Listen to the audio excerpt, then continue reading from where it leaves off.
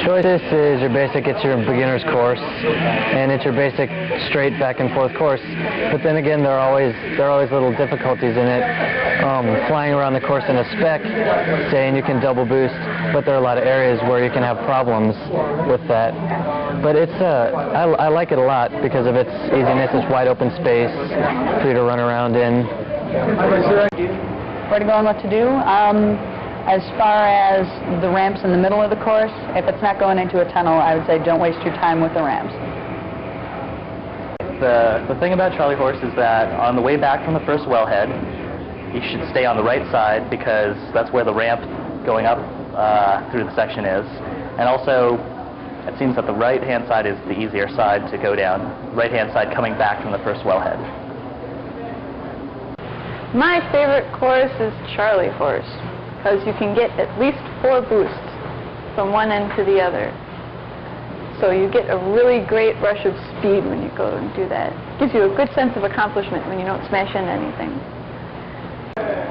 The big problems on Corson's Run are, of course, when you're coming out of the drop zone and you're in that corridor, there are a bunch of holding tanks right at the end of the corridor. You've got to be wary of those to stop just beforehand so that you can get up over the top before you take off down the course.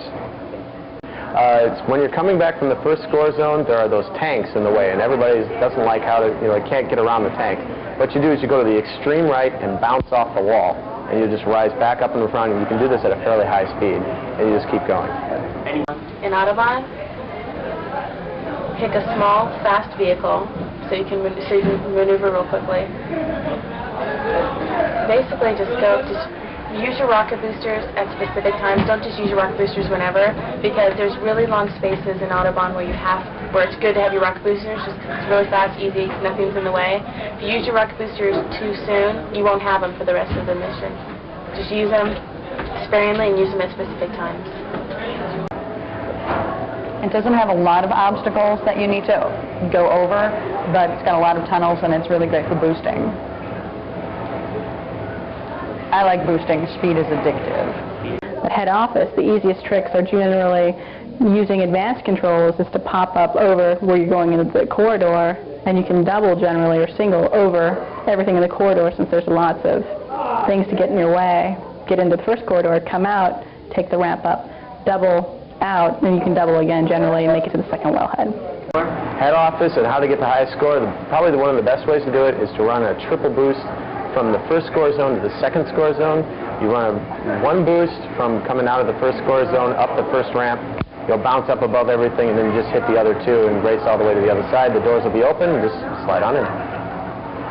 Rooster's Realm is a great map because out of all the maps in Red Planet, this one has a little of everything in it. There's long places where you can boost and run away. There's a lot of hard right and left turns. It's a great fun map. My advice on this map is don't turn around and do speed runs out of the first wellhead. Just keep doing the big circle. It's the fastest way to do it. Brewer's Bane is probably my favorite map because it has those double gravity pits, and you can actually boost over them. It doesn't seem like it's going to be physiologically possible for you to get all the way over them if you're going really fast, but if you hit a boost right at the beginning, during the straightaway, you can get over that single pit, and it's very good. And overall, Brewer's Bane, for the first time, you want to take a vehicle you're comfortable with and you know how to control. If you're not too sure on what to take a large vehicle. The hardest part that I found is coming back from the second score zone to ski jump. Almost everyone I know, the first few times, messes that up. So you have to stay low and hit the ramp and not try and go over it.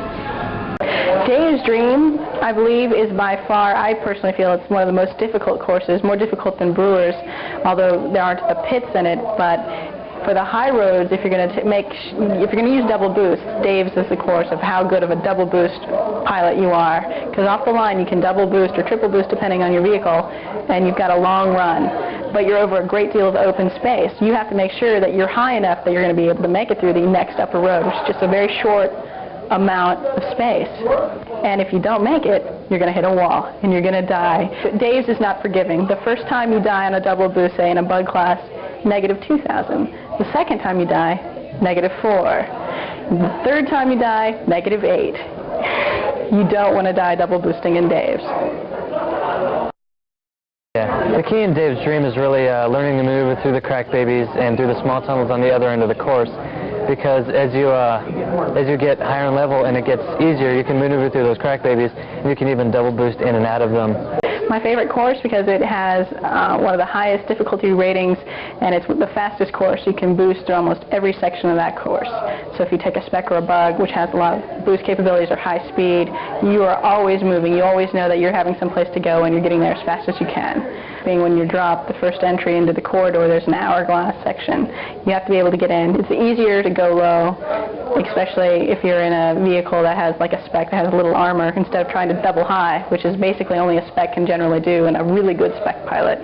But learn to get low, boost off the line, get into the corridor, and just generally you can boost throughout the rest of the course and stay on the high roads, definitely. Shroom's Lair, like the other harder courses, the important thing is to find the most direct path through the course. The first couple times that you play it, it's really important to pay attention to your map. Shroom's Lair, unlike the others, has a tendency to get you lost if you don't know where you're going. So the best way to get through it is to pay attention to your map, run it through a couple times, find the best direction for you to get through the course, and then to work on that. Tourist Turnpike is a really fun map because it has a wide variety of things in it. It has great places where you can just boost and just take off, but you have to know where and when to pull up because there's a lot of really nasty choke points here and there. The middle of the map, the first couple of times you play it, is the scariest part because everyone gets lost. As soon as you find the right path through it, the map becomes fairly simple.